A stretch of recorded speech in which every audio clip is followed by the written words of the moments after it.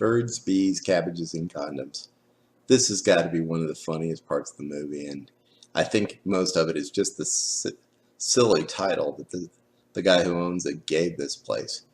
But these first pictures are basically what you see everywhere. There are condoms given away all over the facility. It's a hotel and garden and restaurant and resort, and it's beautiful, and it's also extremely funny. So remember the name: birds, bees, cabbages, and condoms. This place was a true paradise, and I was astounded because the way to the two birds, bees, cabbages, and condoms is through congested inner city, very touristy nastiness, and you walk into the place through a gate, and it just changes. It's the only rainforest left in Pattaya. It won the Gates Award. It has these wonderful free-range rabbits just going all over the place. It's got silly things like these bicycles that are pumps that kids can get on, pump like mad, and shower off their friends someplace else.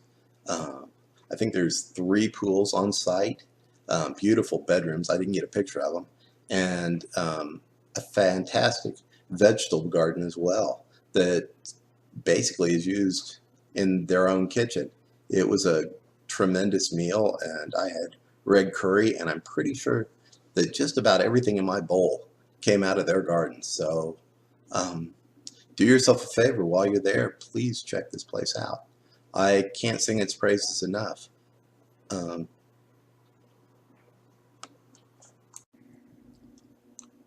The pathways of birds, bees, cabbages, and condoms were definitely the making of somebody who had kind of a warped and twisted mind, a bit like mine. I found them enlightening and funny, and statements about politics and theology and silly ditties and funny jokes, and I was quite delighted by the whole overall feel of the place.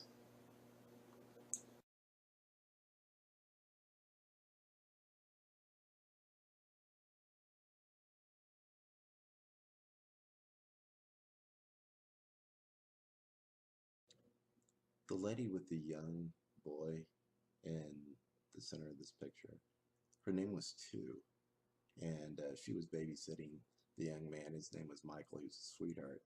Um, but in the course of the trip, she was there at the very beginning when we moved into the house. And I'm not exactly sure why or how she fit in, but the week before we left, she showed back up at the house, and she informed me that her German boyfriend had died. Um, and I'm not sure what she wanted me to do about it, but she, it was almost like she was offering up her services for me to take over his place. And I just wanted to cry. It's awful. This poor lady had wrapped up her entire existence with this guy she'd spent 10 years with, and he dies and she has nothing. I guess this is actually a pretty common story in Thailand, but it just broke my heart, and I had no idea what to say or what to do.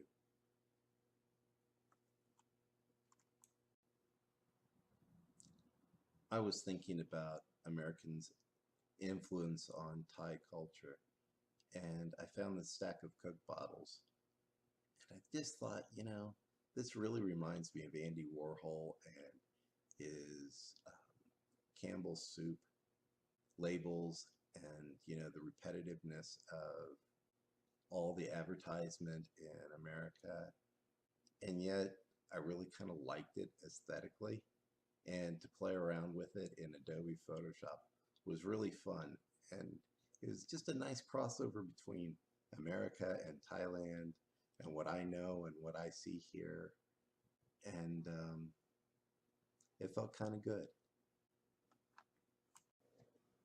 When I started going back through the pictures, I realized that sometimes you need to give somebody just a little bit more information than, please take a lot of pictures so we have lots of things to work from when we come back to the United States and have a movie to make. So I thought that was pretty self-descript. You know, you'd think you're running around all over the country, or even all over 3 countries, because we're talking um, Korea, Thailand, and Laos, and then back in America, I guess 4 really. Um, but obviously, I needed to give Kristen just a little bit more information than just take a lot of pictures. Well, I thought it was kind of funny anyway. In Kristen's defense, I really should say that a lot of the time there wasn't anybody else to take the picture. And by later on in the trip, she was actually getting pretty good about picking herself and an object behind her to get in focus and then take the picture. So I guess I should give her a little slack on that. The stone Buddha just south of Pattaya was massive. The shape of Buddha was pounded into the surface of the rock and then painted gold, which gives you a very strange effect on the photographs, which I really kind of like. Almost like the gold is floating off the face of the mountain. But the interesting thing was, have you ever walked into a place and just by the sheer presence of the space, you want to get quiet and you want to be respectful? And I felt this way here. It was like if you walked into a really old, amazing, Gothic church or something, or much like the feeling I got when I saw the Vietnam War Memorial in Washington, D.C. I felt like there was something going on here, a certain focus that I really liked. But it was also beautiful, and I was with a group of friends that I missed dearly, and it was a good day. It was just a really, really good day. After the Stone Buddha, we went south about 1 kilometer to Silver Lake, which was interesting because it was a vineyard and kind of in the Tuscan style, which was really surprising. The kids had a great time. The dog had a great time. Everybody was running around and playing and looking at things, and we drank a glass of wine, and the sky was just completely on fire, and a million different shades of different colors, and the fact that you're down near the equator just radically changes the type of light that you're in. And I hope that the sunset isn't too much for you, but I just was in awe of what I was seeing. It was really, really beautiful.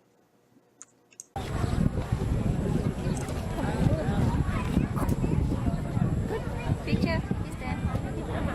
Video.